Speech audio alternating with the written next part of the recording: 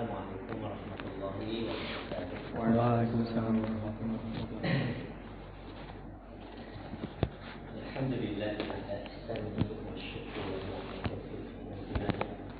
Asyhadu an la ilaha illallah wahdahu la syarika lah ta'ziman sya'nihi wa asyhadu anna Muhammadan abduhu wa rasuluhu ahdani ila Allah. Allahumma shalli wa sallim ala nabiyyina wa ala alihi wa ashabihi wa ikhwanihi. Alhamdulillah, kita dengan limpahan karunia kita masih bisa mengangkat kita tempat ini untuk menuntut ilmu, dan ini adalah kesempatan yang sangat dinantikan oleh seluruh hamba-hamba Allah, karena di dalam majelis ilmu ini akan tercurah begitu banyak rahmat Allah Subhanahu wa taala, dan juga akan begitu banyak diampuninya dosa-dosa serta ditinggikan derajat hamba-hamba Allah ada di majelis ilmu.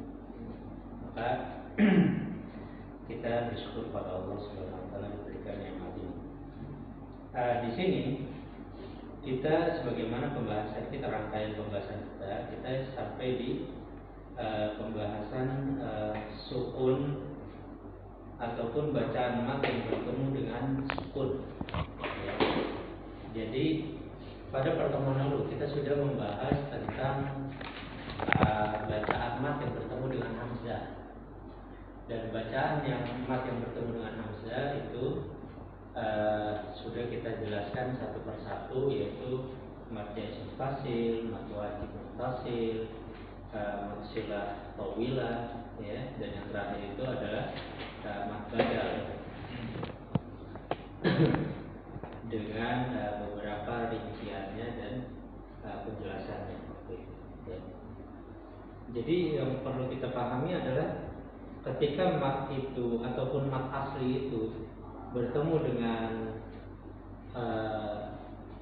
hamzah, ya, maka seperti itu keadaannya, harus dibaca panjang, ya, lebih dari 2 harokat, yaitu 4 atau 5 harokat di dalam riwayat Hafs An-Asim. Ya, akan tetapi untuk mat badal, ya, di dalam riwayat Hafs An-Asim itu cukup dibaca 2 harokat saja. Ya.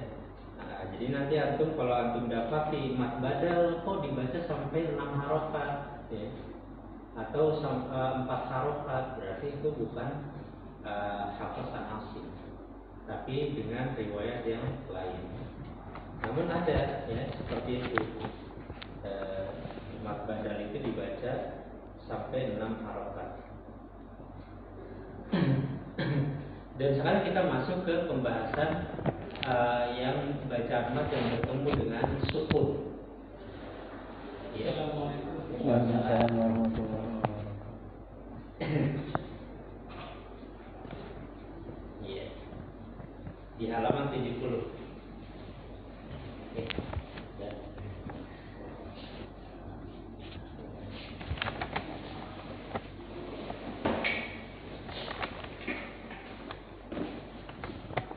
Sekarang kita masuk ke pembahasan bacaan mat yang bertemu dengan sukun. Ya, perlu kita ingat adalah ternyata sukun itu bisa mempengaruhi mat juga. Sukun itu bisa mempengaruhi panjang mat. Jadi di sini ada beberapa pembahasan, ada 2 pembahasan, ya. Jadi sukun itu ada 2, ada sukun arid dan ada sukun asli. Sukun arid, ya, kita akan bahas dari sisi terminologi dulu, secara bahasa dulu. Jadi sukun itu secara bahasa artinya berhenti, ya, berdiam, diam. Dia dari sakana. ya, sakana yaskunu, sukuna, sukun, ya, ya. Jadi sukun itu sebuah masdar, ya, dari sakana. Sakana yaskunu sukuna, sukun itu artinya diam, ya, atau tidak memiliki gerakan. Dia mati, ya. Kalau kita terjemahkan ininya, sukun itu mati, ya. Artinya tidak ada gerakan, tidak bergerak. Kemudian arid itu artinya adalah tiba-tiba, ya. Jadi arid itu tiba-tiba atau sesuatu yang bukan asli. Jadi sukunnya itu bukan asli. Jadi asalnya dia berharokat, ya, asalnya berharokat. Kemudian dengan sebab, ya, dengan sebab maka dia terjadi sukun, menjadi sukun. Gitu. Maka sukun arid ini dibagi-bagi oleh penulis, ya, dibagi-bagi. Jadi sukun arid ini dibagi oleh penulis menjadi dua. Yang pertama di halaman 70 ini mat arid lis sukun. Jadi pembahasan mat arid lis sukun. Ya, jadi mat secara bahasa artinya memanjakan, arid secara bahasa artinya tiba-tiba muncul, ya, atau aslinya itu bukan sukun, gitu, ya. Jadi arid itu artinya muncul tiba-tiba, gitu, secara tiba-tiba, bukan karena sebuah keharusan, tetapi karena tiba-tiba, karena pilihan, begitu, karena ada ikhtiar. Contoh misal di sini diberikan contoh oleh penulis di surah Al-Fatihah. Misalkan, ya, ketika kita mewasolkannya, ketika kita mau nyambung antara ayat 1 dan 2, maka berarti itu tidak terjadi mat arid lis sukun, ya, gitu. Tidak terjadi mat arid lis sukun. Contoh misal kita baca begini.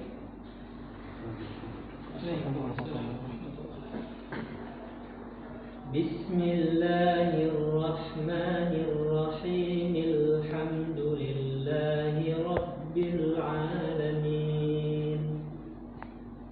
Di ayat yang pertama kita tidak waqaf, ya. Nah, maka tidak terjadi mat arid li sukun di ayat yang pertama itu.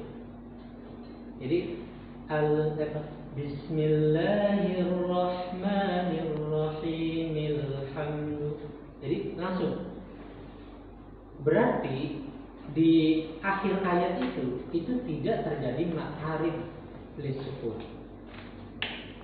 Maka dia kembali ke hukum asal, yaitu mat tabi'i atau mat asli. Ya. Nah, seperti itu, ya. Nah, kita masuk di halaman 70, ya, pembahasan, ya. Pembahasan bacaan mat yang bertemu dengan sukun, ya. Yang pertama dibahas adalah mat arid lis sukun.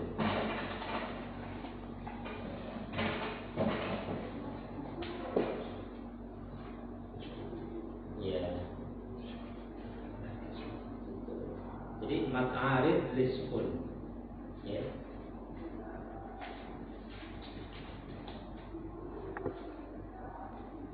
Ya, jadi lam di sini itu bukan lamul milki, bukan, ya.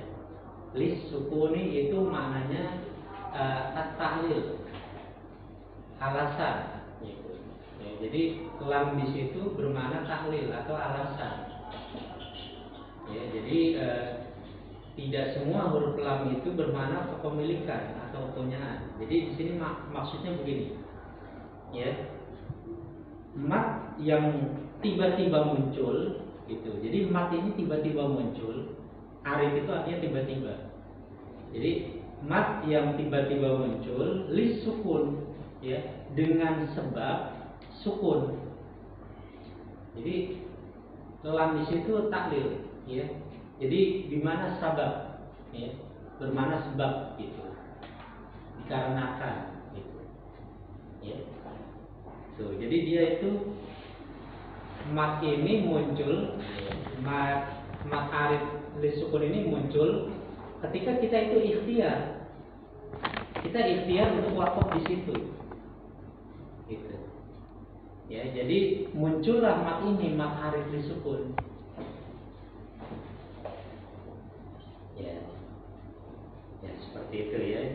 Jadi dia keadaannya seperti ini. Contoh misal nih, kalau kita wakaf di ayat yang pertama ya, Bismillahirrahmanirrahim. Nah, maka menjadilah mat harif disukun di situ, di akhir ayat yang dibaca itu. Karena apa? Dengan sebab adanya sukun, gitu.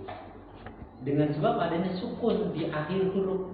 Padahal kan asalnya kalimat ar-rahim itu huruf mimnya kan kasroh, ar-rahimi. Nah, maka dengan sebab dia disukunkan, dia sukun diakibatkan di wakaf, maka muncullah hukum ini, muncullah hukum ma'arif disukun. Ya, makanya kaidahnya begitu. Setiap ada kata di dalam bahasa Arab ataupun di ayat-ayat Al-Quran dalam hal ini, ya, yang dia itu ada mat asli, kemudian ada huruf yang berharokat di akhirnya dalam satu kata. Kan Ar-Rahim ini kan satu kata, artinya yang maha penyayang, ya, satu kata gitu. Jadi ada Ar-Rahim, syinya itu kan kasroh, setelahnya ya sukun, maka itu mat tabi'i, ya kan, mat asli. Kemudian dia ada huruf yang berharokat setelahnya dalam satu kata, ya. Nah, maka ketika kita wakaf di situ yang menyebabkan dia jadi sukun, maka muncullah mat arif disukun. Itu Pak, bisa dipahami ya. Nah, jadi mat arif disukun itu adalah pilihan, ya. Pilihan, bukan sebuah kewajiban, bukan. Jadi mat arif disukun itu adalah pilihan. Contoh misal kita begini. Kita membaca di tengah ayat, kita baca Bismillah. Nah, kita wakaf di lafzul jalalah. Bismillah. Nah, maka lafzul jalalah ini, ya, ketika kita wakaf di situ, itu kan hanya berharakat kasroh. Bismillahi. Karena kita wakaf di situ, maka menjadi sukun dia. Maka muncullah hukum ini, mat arif disukun. Atau misal kita wakaf di kalimat Bismillahirrahman. Nah, maka muncul hukum mat arif disukun. Jadi mat arif disukun itu tidak selalu di akhir ayat, ya, di awal ayat, di tengah ayat ataupun di akhir ayat. Ya, yang penting asal ada mengikuti kaidah ini, adanya mat tabi'i, kemudian ada huruf yang berharokat di akhir huruf dalam satu kata itu, kemudian diwakafkan. Maka dengan sebab diwakafkan, huruf tersebut disukunkan, ya, huruf tersebut disukunkan, maka muncullah mat arif disukun. Insyaallah bisa dipahami ya. Ya, gitu. Jadi itulah terjadi mat arif disukun. Jadi baca panjangnya itu boleh 2 harokat, boleh 4, boleh 6. Tetapi harus kita menentukannya itu dari masing-masing kita. Misal kita ingin baca gitu, dalam satu bacaan kita ingin menerapkan 2 harokat. Ya, 2 harokat, maka 2 harokat terus. Jadi ayat pertama mat arif disukunnya 2 harokat, ayat kedua 2 harokat, ketiga 2 harokat, keempat 2 harokat, dan seterusnya begitu sampai di akhir ayat, sampai di akhir bacaan. Misal kita baca satu lembar, satu lembar, dua lembar, tiga lembar, ya, atau satu juz lah misal kita baca. Maka selama satu juz itu, setiap kita menerapkan mad arif li sukun itu harus stabil. Kalau udah dua harokat terus. Kalau udah empat harokat terus. Kalau udah enam harokat terus. Jadi jangan nanti kita ayat pertama 2 harokat, ayat ketiganya 6 harokat, ayat ke-7-nya 2 harokat lagi, nggak stabil, maka itu tidak dianjurkan seperti itu. Ya, maka itu dia terjatuh pada kesalahan ya di dalam membaca juga. Jadi dia jatuh pada kesalahan. Ya, walaupun tingkatan kesalahannya ini bukan kesalahan yang fatal, bukan. Ya, tetapi lahnunnya lahnun khafi. Ya, tidak sampai lahnun jali. Itu pembahasan mad arif li sukun seperti itu.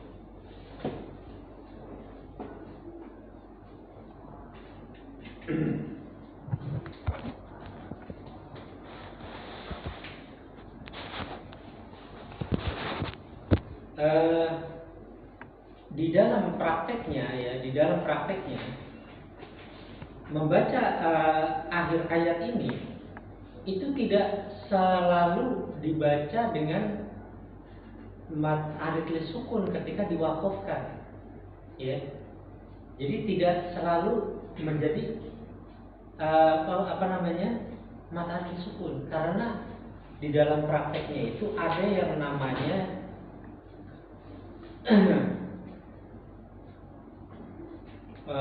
istilah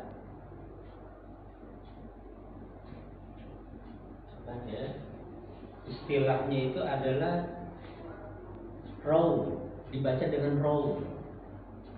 Jadi terkadang kaidah raw itu digunakan di dalam membaca Al-Quran. Jadi begini, raw itu begini, mewakafkan bacaan, ya, tetapi dia itu memberikan separuh daripada harokat. Jadi harokatnya nggak full. Jadi contoh misal begini, Bismillahirrahmanirrahim, ada nirrahim dikit, ya. Kemudian Alhamdulillahi Rabbil Alamin, gitu. Ar-Rahmanir-Rahim. Jadi ada raum, ada suara raum. Raum itu adalah separuh daripada harokat gitu. Jadi bukan Bismillahirrahmanirrahim, enggak gitu. Tapi Bismillahirrahmanirrahim. Jadi dikit gitu. Itu namanya raum. Nah, kalau orang mempraktikkan raum, dan raum itu terjadi pada 2 harokat, harokat kasroh dan harokat fathah. Ya, harokat kasroh dan harokat fathah. Jadi Bismillahirrahmanirrahim. Jadi dikit gitu, harokatnya dikit. Bismillahirrahmanirrahim. Alhamdulillahi Rabbil Alamin. Nah begitu. Maka itu tidak terjadi hukum mad arif li sukun. Jadi mad arif li sukun itu terjadi kalau di sukun, lis sukun. Kalau rom itu bukan sukun. Jadi rom itu bukan sukun. Gitu. Jadi rom itu adalah memberikan harokat separuh ataupun kadar harokatnya itu tidak sempurna. Nah, itu. Maka kalau orang itu menerapkan kaidah rom di dalam bacaannya, maka itu harus dibaca hukum asal, yaitu mad asli. Ya, mad asli, bukan mad arif. Bisa dipahami ya, kayak. Jadi ada baca itu dengan metode raw.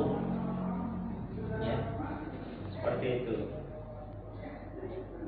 Ya, jadi dia dibaca dengan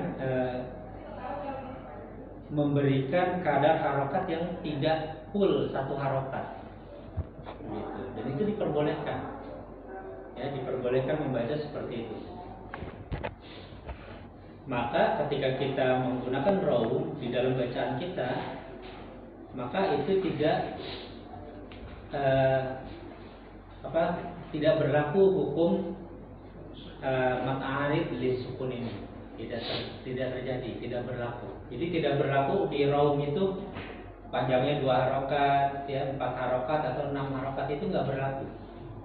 Ya, jadi yang berlaku itu kembali ke hukum asalnya, yaitu mad tabi'i atau mad asli.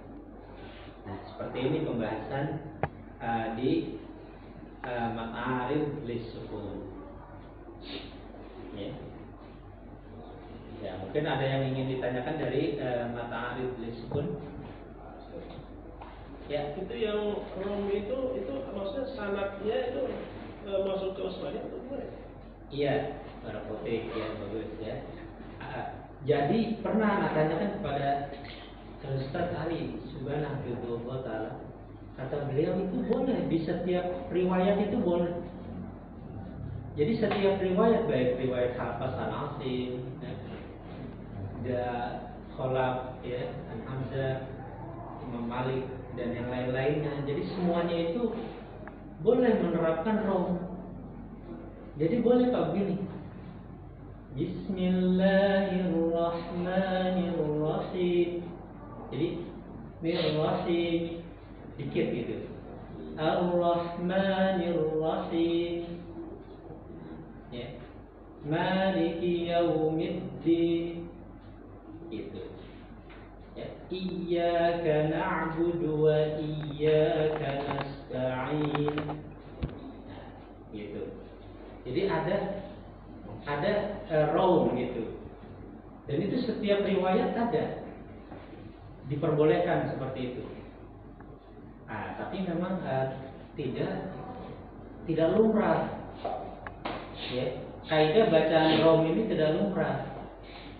Ya, yang lumrahnya itu ataupun yang kita praktekkan sehari-hari adalah yang sukun.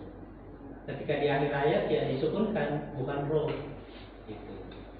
Ya, maka wallahu a'lam bishawab, itu penjelasan dari beliau gitu. Ya, jadi boleh, setiap riwayat boleh. Cuma kita dalam menerapkannya kalau di masyarakat, ya, harus menjelaskannya terlebih dahulu, gitu, agar tidak terjadi salah paham, ya. Tapi raum itu tidak berlaku dalam kondisi tanwin. Contoh misal fathatain, ya, fathatain, kasrotain, dhammatain, itu tidak berlaku. Ya. Jadi untuk yang berlaku itu di dalam yang berlaku di dalam raum itu, kaidah raum itu adalah yang berlaku di dalam kaidah raum itu adalah yang harokat saja, ya, yaitu harokat kasroh dan harokat fathah. Untuk harokat dhammah tidak, ya. Nah, itu wallahu a'lam. Sebagaimana yang pernah dijelaskan oleh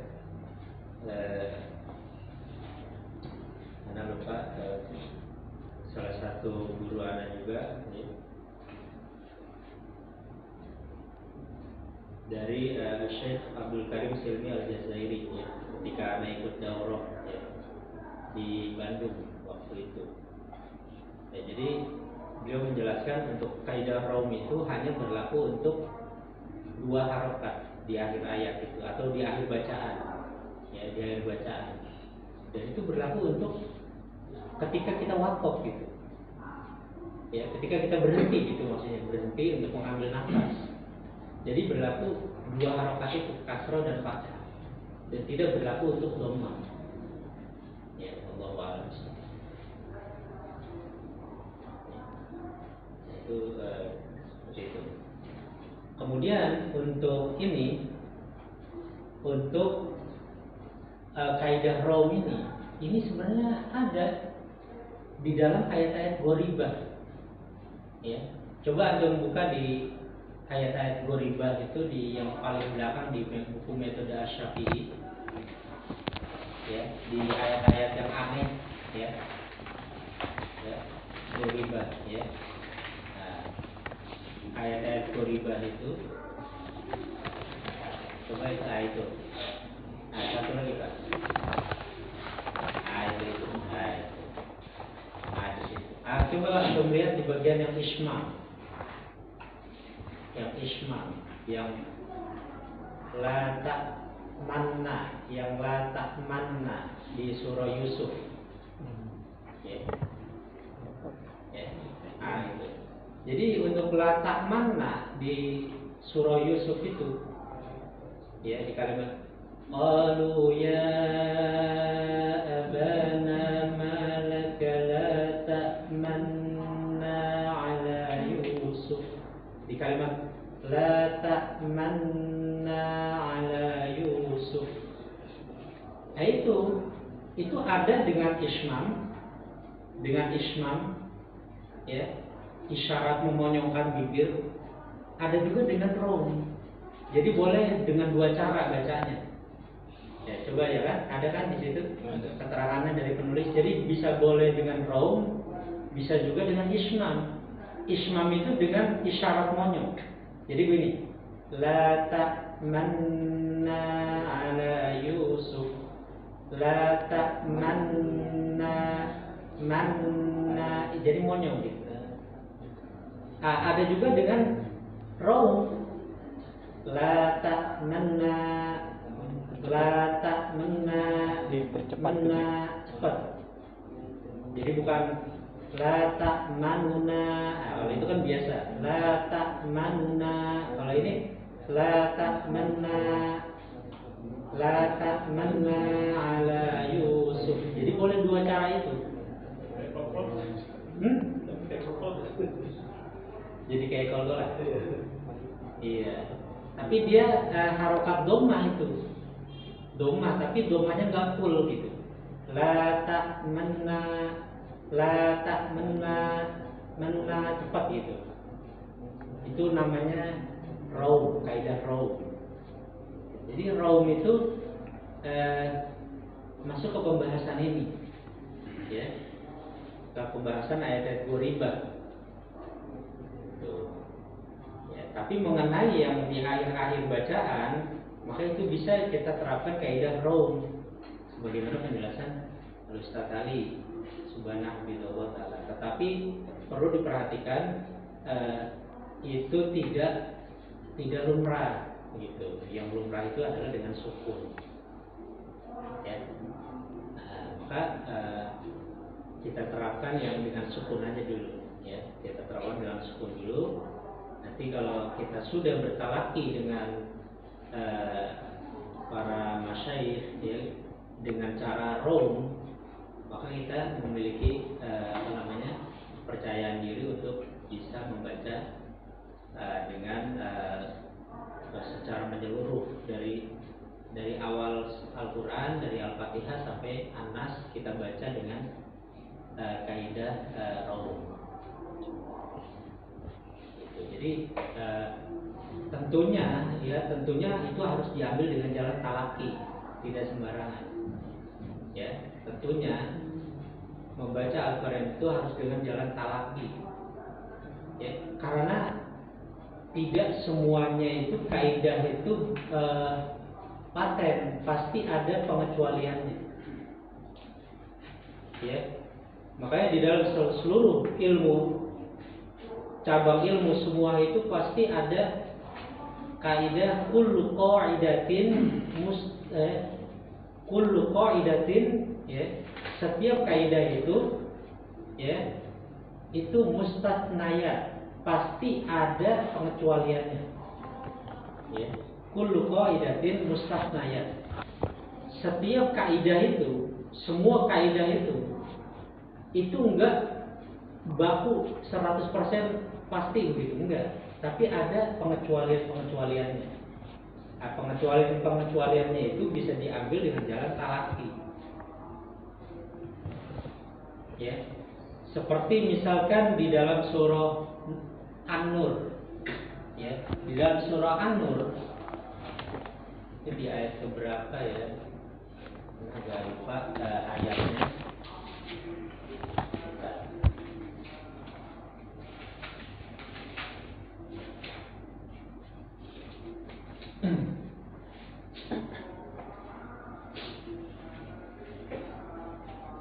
Ya, dalam surah An-Nur bentar ya.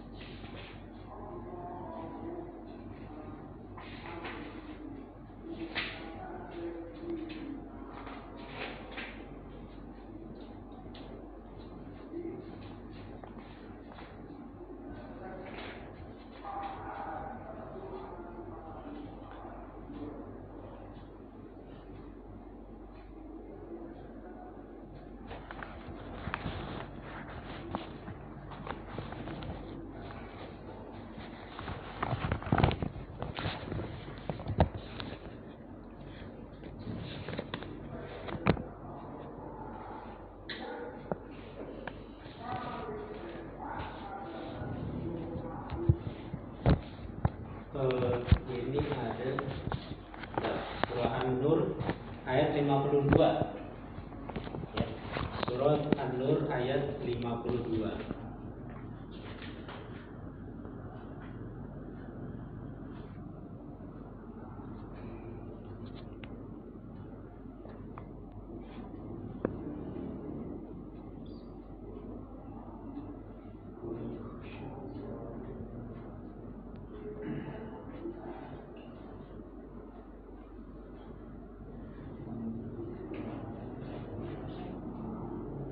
Coba Abu Fairuz coba dibaca surah An-Nur ayat itu.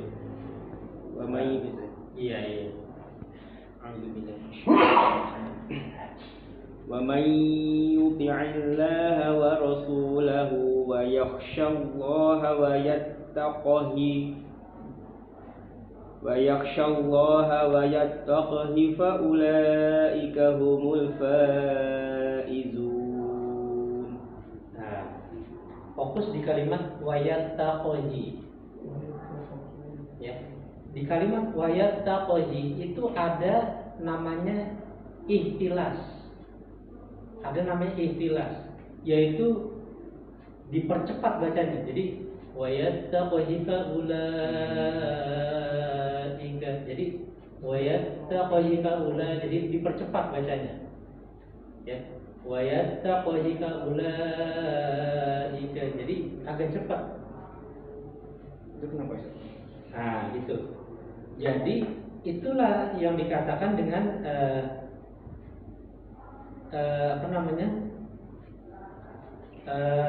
Talaki. Tiap kaidah ada pengucapan gitu. Ah, itu talaki. Itu yang dikatakan talaki.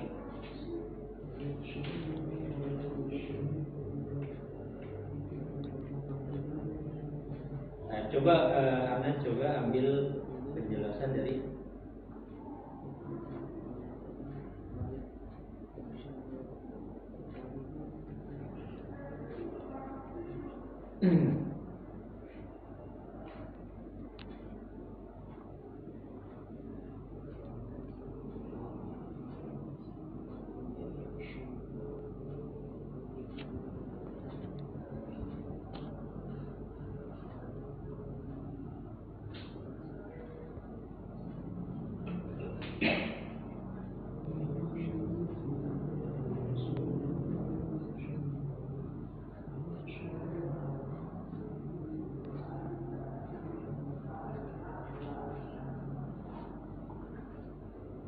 Jadi penjelasan dari Al-Ustaz Ali Subhanahu wa ta'ala di ayat itu wa yattaqi fa ulaika humul khasirun, ya. Wa yattaqi, ya. Jadi apa? Wa yattaqi fa ulaika. Di kalimat wa yattaqi Di kalimat wayattaqhi itu harus dipercepat bacanya. Ya, dipercepat bacanya. Jadi tidak normal, ya, tidak normal. Jadi tidak wayattaqhi fa ulaika, enggak, tapi wayattaqhi fa ulaika, bacanya dipercepat. Nah, itu ada istilah ihtilas namanya. Ya, ada istilah ihtilas. Jadi dia itu harus bacanya dipercepat. Dan itu tidak bisa diambil ataupun tidak bisa diperoleh dari jalan belajar sendiri otodidak, tapi harus belajar dengan guru. Jadi Al-Quran itu terkadang kita baca biasa, nanti akan dijelaskan oleh guru. Ini cara bacanya seperti ini. Jadi bacanya agak dipercepat. Jadi tidak. Jadi apa pelajaran yang bisa kita ambil di situ? Pelajaran yang bisa kita ambil adalah alangkah baiknya kita itu harus duduk di depan guru ketika mentalakikan Al-Quran. Ya, mulai dari Al-Fatihah sampai An-Nas. Ya, itu harus kita baca di depan guru. Nah, nanti ketika kita baca di depan guru, nanti itu ada penjelasan-penjelasan yang itu diperoleh dengan jalan talaki. Gitu. Diperoleh dengan jalan talaki. Makanya Al-Quran itu harus diambil dengan jalan metode talaki. Tidak boleh diambil dengan jalan otodidak ataupun baca sendiri. Nah, nanti kalau misalkan sudah ditalakikan dengan guru, ya, kemudian dia sudah memiliki pengetahuan tentang satu riwayat, maka dia akan beranjak ke riwayat yang lain. Jadi kalau udah riwayat ini sudah selesai dalam satu bacaan dengan guru, maka dia beranjak ke riwayat yang lain. Dan begitu seterusnya. Ya. Jadi makanya ulama-ulama kita, Pak, banyak yang mereka itu menghabiskan waktunya itu di majelis ilmu. Jadi duduk bersimpuh di depan guru itu, makanya